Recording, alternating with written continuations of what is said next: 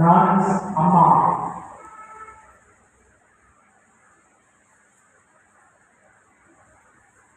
அருள் சகோதரியாக வாழ்வை தொடங்கிய அவர் 10 ஆண்டுகளில் ஒரு போட்டோ எடுத்தார். 10வது ஆண்டுல ஒரு போட்டோ, அது ஒரு முகம். அப்படியே ஒரு 20 ஆண்டு கழிச்சு இன்னொரு போட்டோ எடுத்துக்கலாம், அது இன்னொரு முகம்.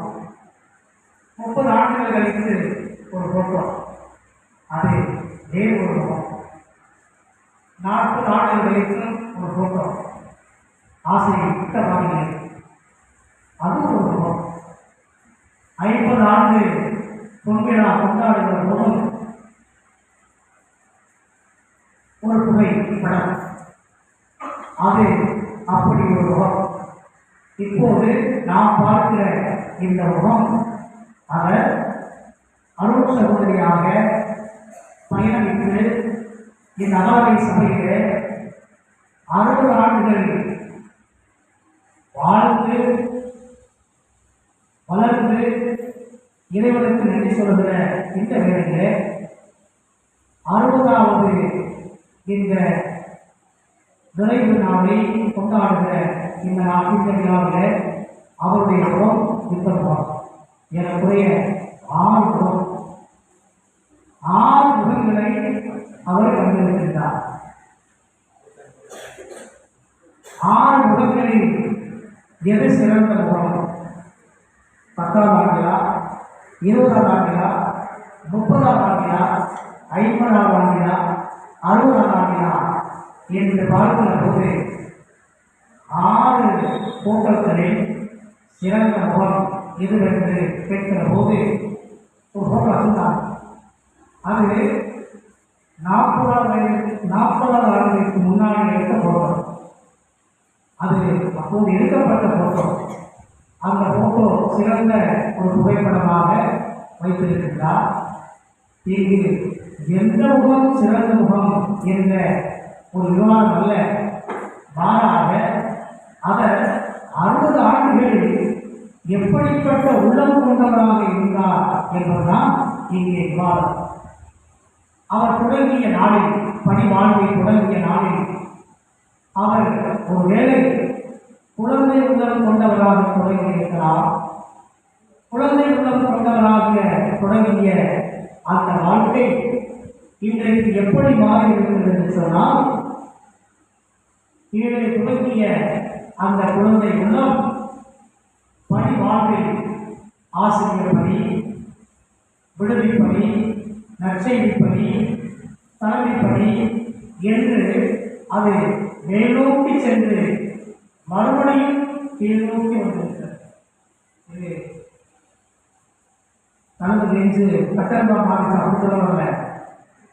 அவங்க பணி மேல்நோக்கி சென்று கீழ்நோக்கி வந்திருக்கின்றால், குழந்தையாக தொடங்கிய அவர்கள் குழந்தை உள்ளம் கொண்டு தொடங்கிய அவர்கள் மறுபடியும் குழந்தை உள்ளம் கொண்டவராகவே மாறியிருக்கிறார் என்பதுதான் இந்த பணி நிறைவாழ் நாளிலே இந்த காலத்தில் நாம் அவரை பார்க்கிற போது நம்முடைய வளங்களுக்கு முன்னால் எழுகிற ஒரு எண்ணம், சிந்தனை.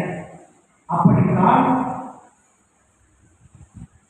வயது முதிர்ந்தவர், பெரியவர், பெரிய மனசி என்று நாம் சொல்லுகிற போது அவரின் உள்ளம் எப்படிப்பட்டது என்பதை நாம் பார்க்க வருகிறோம். ஏனென்றால் நீர்வீழ்ச்சி ஒன்று புறப்படுகிறது என்று சொன்னால், அந்த நீர்வீழ்ச்சியில் புறப்படுகிற ஒரு கல், அந்த கல் புறப்படும் போது ரொம்ப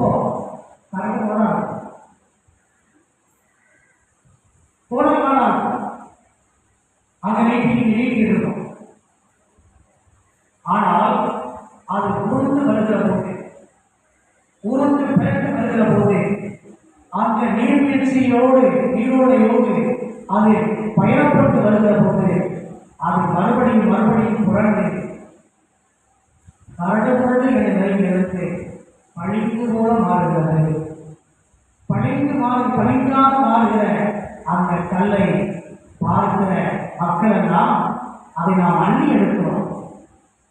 பனிக்கு கற்களாக மாறிப்போன பாறைகளை நாம் அள்ளி எடுக்கிறோம், வீட்டிற்கு எடுத்து செல்ல விரும்புகிறோம். ஏனென்றால் அது பரபரப்பாக மாறுகிறது. அப்படித்தான் முதியவர்களாக மாறுகிற ஒரு மனிதனுடைய வாழ்க்கையை பார்க்கிற நாம் அவர் எப்படி உள்ளத்தில் பணிக்கு போல மாறியிருக்கிறார் என்பதை நாம் பார்க்க விரும்புகிறோம். ஆனால் நாம் பெரும்பாலும் அதை தோற்று போய்விடுகிறோம்.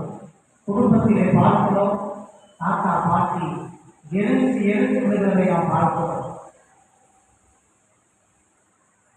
அவர்களுடைய கோபம் வேகமாக மாறி அவர்கள் பார்க்கிறவர்களெல்லாம் திட்டுகிறவர்களாக, பேசுகிறவர்களெல்லாம் திட்டுகிறவர்களாக மாறுவதை நாம் பார்க்கிறோம். ஆனால் அதுவெல்லாம் மனித வாழ்க்கை. மாறாக குழந்தையாக தொடங்கி மறுபடியும் குழந்தையாக மாறுவதுதான் மனித வாழ்க்கை. அதிலே புறமர வாழ்க்கை ஒன்று விதிவிலக்கு அல்ல என்பதைத்தான் நம்முடைய விழா நாயகி லாரன்ஸ் அம்மா நமக்கு இன்றைக்கு சொல்லுகிறார். ஏனென்றால் 50 ஆண்டு நான் கண்டுவிட்டேன், 60 ஆண்டு நான் நிறைவு கண்டுவிட்டேன் என்று மாதத்திக் கொள்வதிலே பொறுமை அல்ல. மாறாக நான் எப்படி குழந்தை உள்ளம் கொண்டவராக மாறியிருக்கிறேன் என்பதுதான் அந்த மனிதராவின் நிறைவு இருக்கிறது. ஏனென்றால் இதைத்தான் கடவுள் பார்க்க விரும்புகிறார், இதைத்தான் கடவுள் பெற விரும்புகிறார். அவர் குழந்தையாக இந்த உலகத்தில் அவரிடம் நம்மை வாழ அனுமதிக்கிற போது, மறுபடியும் அவருடைய கடவுளை நாம் திருப்புகிற போது அதே குழந்தையாக மாறுகிறது. ஏனென்றால் நற்செய்தியிலே சொல்லப்பட்டிருக்கிறது, குழந்தையாக மாறாவிலே நீ பின்னரசுக்கு தகுதியற்றவனாக மாறிவிடுவாய் என்று சொல்லப்படுகிறது. நாம் குழந்தை உணர்வு கொண்டவராக மாற வேண்டும்.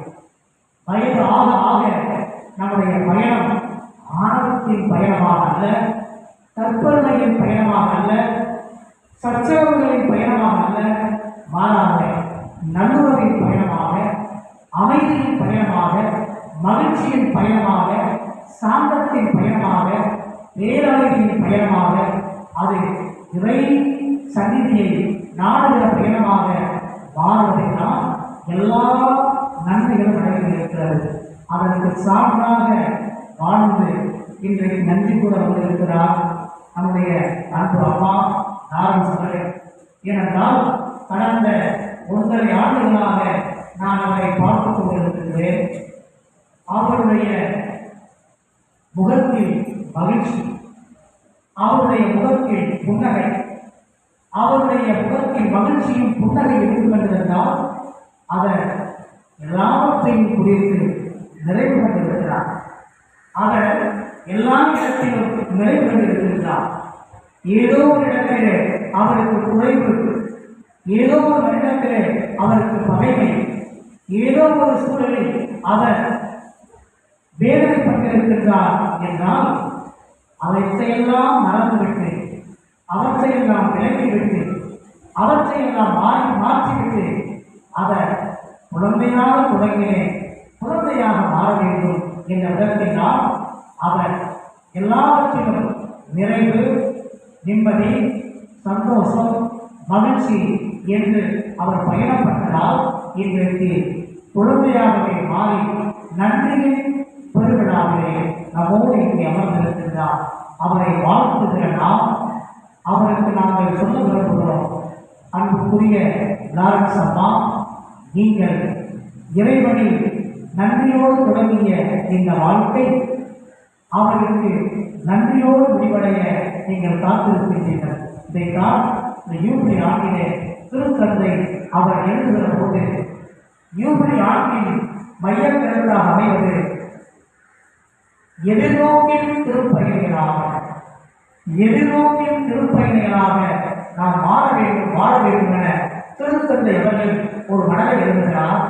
அந்த மடலில் அவர் குறிப்பிடுகிற செய்தி என்னவென்று சொன்னார், எல்லா மக்களுமே எதிர்நோக்கி காத்திருக்கின்றோம். ஏதாவது ஒன்றுக்காக இது மதம் சாராத ஒரு எதிர்நோக்கி என்று சொன்னால் நல்ல வீடு, ஒரு நல்ல ஆரோக்கியமான வாழ்க்கை, அதிகப்படியான சூழல் இல்லாத ஒரு வெப்பம், அதிகப்படியான வெள்ளம், கரைபுரந்த கூடாத ஒரு மழை என்று ஒவ்வொன்றுக்காக மனித உள்ளம் ஏங்குகிறது. ஆனால் கிறிஸ்தவ எதிர்நோக்கு எது நடக்கிறது என்று சொன்னால் இறை அன்பு. அந்த இறை அன்பு எதை சொல்லுகிறது என்று சொன்னால் விசுவாசம். அந்த விசுவாசம் எது நடக்கிறது என்று சொன்னால் நாம் அனைவரும் இறைவனில் ஐக்கியமாகவும் நிலைவாழ்வை கண்டடைவோம். இறைவனோடு நாம் புதிய வாழ்வை பெற்றுக் கொள்வோம். எப்படிப்பட்ட ஒரு எதிர்நோக்கு உள்ள பயணிகளாக நாம் இந்த உலகத்திலே வாழ வேண்டும் என்றால் திருத்தந்தை இந்த யூனி ஆண்டிலே நமக்கு அழைப்பு விடுத்திருந்தார். ஆனால் அருள் சகோதரி லாரன்ஸ் அம்மா அவர்கள் இப்படிப்பட்ட இந்த ஜூபிலி ஆண்டினுடைய மைய கருத்தை அவர் வாழ்வின் தொடக்கத்திலே, இந்த துறவர வாழ்வின் தொடக்கத்திலே மேற்கொண்டார். எதிர்நோக்கு, நம்பிக்கையோடு எதிர்நோக்கி வாழ்வது, இறையன்றில் நிலை கொண்டு வாழ்வது, இறைவனுக்காக வாழ்வது, பிறருக்காக வாழ்வது என்று நாம் சென்று சேர்கிற இடம் இறைவனுடைய அந்த நிலையான வாழ்வாக இருக்க வேண்டும் என்று அவர் வாழத் தொடங்கினார். எனவே அவர் வாழத் தொடங்கிய அந்த வாழ்க்கை இந்த ஜூபிலி ஆண்டிலே அவர் நிறைவு செய்கிறார். அவருக்கும் ஜூபிலி, திருத்தந்தை அறிவித்திருக்கிற உலக மக்களுக்கும் ஒரு ஜூபிலி ஆக 2 ஜூபிலிகளும் சந்திக்கிற இந்த வேளையிலே அவர் நமக்கு சொல்லுகிறார், நாம் எதிர்நோக்கி வாழ்வோம், நம்பிக்கையோடு வாழ்வோம், இறைவனே நம்மை ஆட்சி செய்ய வேண்டும், இறைவனே நம்மை ஆள வேண்டும், அதற்கு நம்மை அர்ப்பணிக்க வேண்டும் என நம்மை பார்த்து இதை சொல்கிறார். அன்புக்குரிய ஆசிரியர் பெருமக்களே, சகோதர சகோதரிகளே, உறவினர்களே, நாம் நன்றி மக்களாக வாழ வேண்டும். எந்த இடத்தில் வாழ்ந்தாலும் இறைவனுக்கு நன்றி சொல்கிற மக்களாக வாழ வேண்டும். அதற்காகத்தான் இன்றைக்கு 6 குழுக்கள் வந்திருக்கிறோம். இந்த 6 குழுக்களும் அவருடைய 60 ஆண்டுகளை சொல்லுகிற குழுக்களாக வந்திருக்கிறோம். எனவே அன்புக்குரிய சகோதர சகோதரிகளே,